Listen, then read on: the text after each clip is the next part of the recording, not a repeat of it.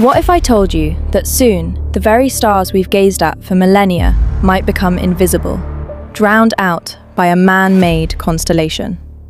My name is Lucy, and this is The World in 30 Seconds. To help us understand this looming cosmic crisis, we have Dr. Aris from France. He is a leading astrophysicist and researcher specializing in orbital debris and light pollution, with groundbreaking work published in journals like Nature Astronomy. He's here to shed light on why our night skies are in danger. Thanks for having me, Lucy. It's a critical issue, and I'm glad we're discussing it. Aris, let's dive right in. When we talk about satellites making the sky blind, what exactly does that mean?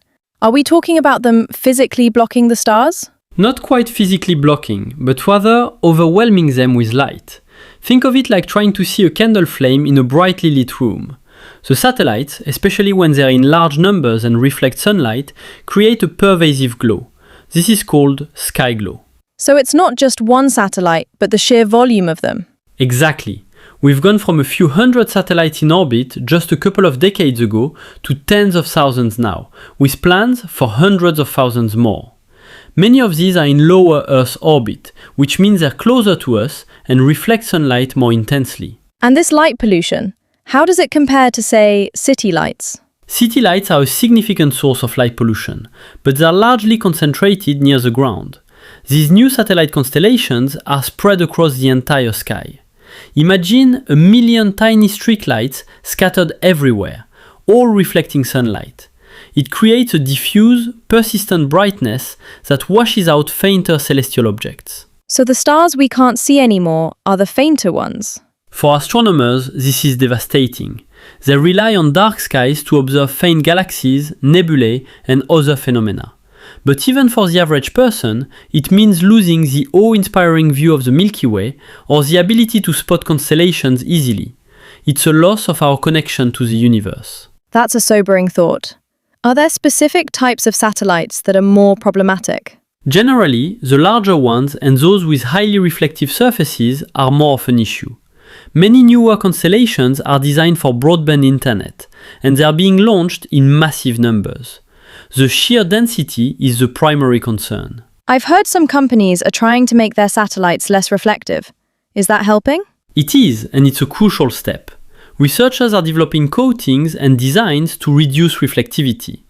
Some satellites are also being engineered to orient themselves, so they don't reflect sunlight directly towards Earth.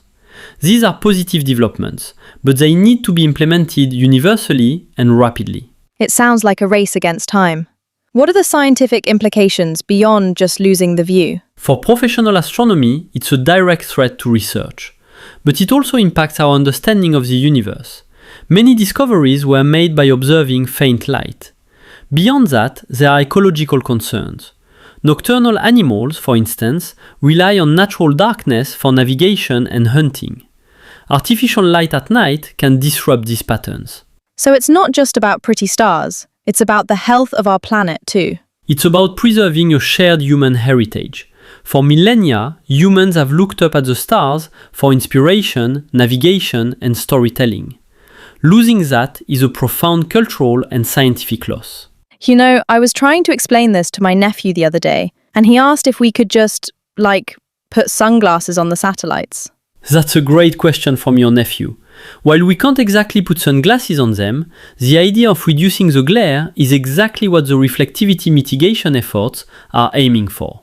So, he's on the right track with the concept. Well, I'll tell him he's a budding astrophysicist. So, what's the current consensus among scientists about the severity of this problem? The consensus is that it's a serious and escalating problem. Organizations like the International Astronomical Union have raised significant concerns. The rapid pace of satellite deployment outstrips our ability to fully assess and mitigate the impact. It sounds like a global effort is needed. It truly is. The sky belongs to everyone. Dr. Thorne, you've painted a clear, albeit concerning, picture. The key takeaway is that our night skies are not an inexhaustible resource. They are a fragile ecosystem under threat from our own technological expansion.